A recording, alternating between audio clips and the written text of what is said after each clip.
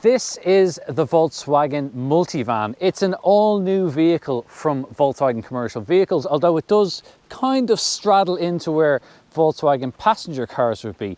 The car forms part of a new pillar. It's a new strategy for commercial vehicles. There's still going to be the Transporter 6.1, and that's going to be a van as we know it, but also the California camper van, and we also have the ID Buzz, the fully electric version that's coming down the line in both passenger and commercial vehicle as well.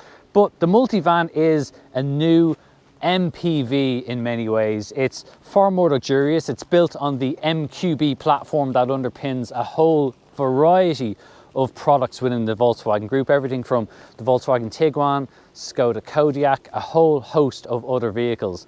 It means that it's also enabled to be a plug-in hybrid, and that's the first model that we'll get in Ireland. It's going to be a 1.4 litre TSI petrol engine combined with a 13 kilowatt hour battery. It's going to be pretty good in terms of overall range. You'll certainly be able to do your typical daily commute with it.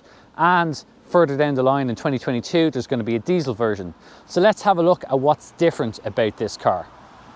Now let's start with the design, because it looks quite different and it's really made for this two-tone look. Like we've seen on cars like the ID3 and the ID4, you've got a light bar that goes all the way across the grille here, and you've got much more of a pronounced bonnet than we typically see. Part of the reason for that is to maximize passenger space, which we'll get to in a moment. Now, as we come around, one of the things we will notice first of all is that this is lower. One of the things that customers wanted was a lower car, so it's much easier to get into car parks, and Volkswagen has answered that. There's also now a lot better visibility around here. So you've got this raked windscreen, but you've got a larger glass area here on the side, so it's easier to see out.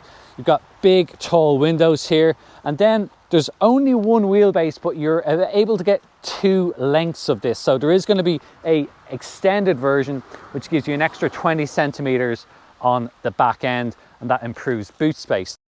Both sides get sliding doors. This is electrically operated and reveals very easy access, very easy to get in and out. Kids will love this. It's really handy in car parks as well. Then around the back, you can also have an electrically operated tailgate.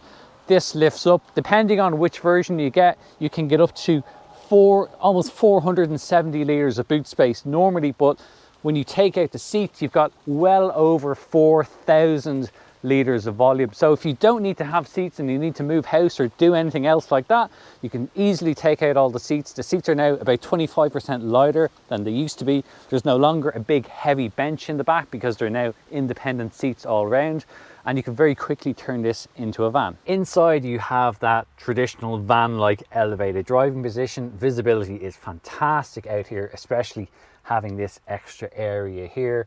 The door mirrors are very well positioned. You've got great visibility there as well, but you still have the usual blind spot monitors. There's actually a lot of driver assistance systems available on this, partly down to that MQB platform. But let's talk about the interior, because this is a very modern interior. It draws a little bit from what we've seen in the latest Transporter models, but also a little bit from the passenger side. So you've got a nice, slightly flat bottom steering wheel here. You've got very easy tactile controls here. You've got heated steering wheels and all sort of functions like that. It's very easy to adjust your cruise control and various functions like that. There's a digital instrument display as standard. It's configurable, so you can change it around depending on what view you want to have. You can have your map up there, or you can have your map on the 10-inch touchscreen display on the center here. It's all more or less done through touch or through capacitive buttons here, so you can adjust your temperature controls or your volume just by sliding your finger up and down here. And to maximize space, the shift-by-wire for the DSG is mounted here on top of the dashboard, so it's right where you want it. Frees up all this space here in between. You've got your electric handbrake in there as well, and then you pop this out, you've got two cup holders down here, a little bit of extra storage. You can drop stuff on there. There's also 12-volt power socket, and in here you have a wireless charging pad, so you can just pop in your phone and have it charging away while you drive without having to worry about faffing wires around and all that. And you've got Apple CarPlay and Android Auto as well, and they're available wirelessly. There's a glove box here, so you can open that up. You've got some extra space down there, and there's also underneath this very unusual and quite modern looking from Volkswagen fascia, you've got an extra bit of storage in there too. The electrically operated side doors can also be operated from here as well. So if you do need to just drop the kids off or drop a passenger off, you can open them and close them from here, so they don't have to worry about that too.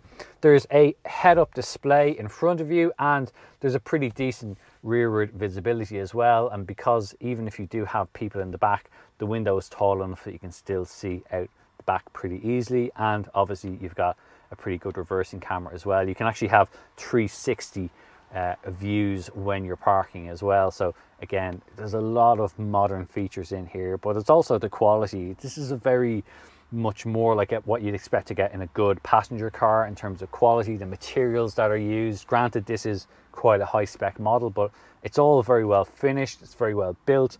There's numerous amounts of storage throughout. Even the door bins here are nice and deep. There's extra places to put your drinks, and everything like that is all very easily accessible and quite ergonomic as well. Because you don't have any sort of, because you've had that shift by wire system as well, it means you've got all this extra space here. So if you do need to park up, you can very easily just walk straight through. And top spec models will also include a center console that's on rails, and it will slide forward and back between the front and the rear, and it opens up into a table as well. So there's a heap of functionality inside, but as good as it is up here, it's even better in the back. Now in the back, there's a lot of room back here, and you've got this huge panoramic glass roof as well, so it adds a little bit more light coming into the cabin. You've got big generous windows here, and from the rear seats you've got a lot of room around. This currently is set up for just 2 rear seats in the back and 2 facing us, but you can change it around depending on what your requirements are. You could have 3 seats in the back here, or you can just have 1. It's entirely up to you. This is designed to be as versatile as possible. The seats have armrests that pop down, so it's very easy. And even up here, you've got a good space to have your elbow. You've got some storage in here, a 12-volt socket. You've got a cup holder on top. There's even an extra USB-C port. This thing is littered with ways to charge your devices, so your adults or your kids are going to be very, very happy in the back. But there's a lot of other features because you've also got these other seats. Now the middle seats you can have, depending on which way you want it, you can have them facing the person in the rear seat, so you can have a conference style, or you can have them flip the other way and have everyone facing forwards. It's entirely up to you. They're also heated and the rails are electrified, so that means that you can still move them around and you're not going to lose any functionality. Speaking of functionality, you've got this center console unit that can slide all the way along the cabin, so you can have it forward or back. And if you want to have people in the back and maybe they want to do some work or they want to have a meal while they're on the move, you can press this in, it pops up, and you can lift this out, and then you've got some table areas and loads of drink holders, places to put your mobile phone, more storage underneath. It's a very practical unit, and when you don't need it, it all folds up and slides out of the way and doesn't take up a lot of room. That's pretty good. If you don't need to use the seats, you can just simply fold them down. You've got a work surface on top or built-in cup holders, or if you are feeling a little bit more adventurous and you need some more space, it's very easy to actually remove these. Just slide it up to where you need it, pull this, and very easily you can just lift them out, put them in the garage. As you will have seen earlier in the video, there is quite a tall, elevated driving position in the Multivan. You certainly sit around about the same height as any large SUV, and visibility outwards is fantastic. You've got this huge raked windscreen. It goes really far out, so you get a real sense of space inside. You've got this extra window and really good door mirrors. Everything is set quite low, so your dashboard is right down out of your line of sight. You can still see the digital instrument display quite well, but the head-up display really makes a difference. It makes it much easier. It shows you your navigation, it shows your speed and the current speed limit zone that you're in. So all the key information is there. Now when it comes to actual driving performance, well, The car will always start in electric mode. Even if there's only a very small amount of charge in the battery, it always defaults to starting with using electric power, and as you drive around town at slower urban speeds, it will always try to retain and drive as much as possible using only electric power. When that battery does deplete, the 1.4 TSI petrol engine does activate, and for the most part it comes in quite smoothly.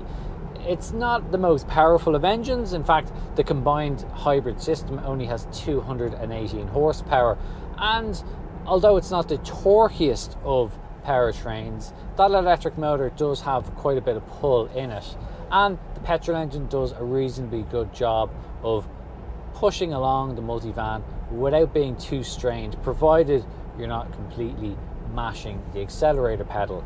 Just cruise along comfortably on this. It will easily do motorway journeys without being too hard on fuel economy, and overall it will generally flip between engine on and engine off running wherever possible. So it's always trying to save fuel as much as it can and revert to either coasting with the engine off or just using that battery power that is there.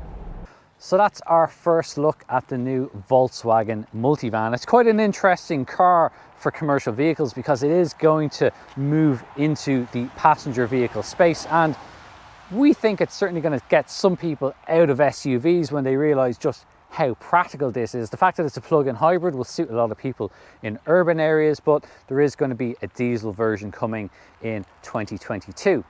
We'd love to know what you think about it, so please do get involved in the comments and tell us what you think. And in the meantime, you can find out much more detail about this car on our website, which is CompleteCar.ie. You'll find a link to that below. If you've enjoyed the video and you watched it this far, please do give it a thumbs up. And if you don't yet subscribe to the channel, please do consider doing so. And if you hit the subscribe button, you'll get the notification bell icon. Click that. Next time we upload a video, you'll be alerted to that too. For Complete Car, I'm Dave Humphries. Thanks for watching.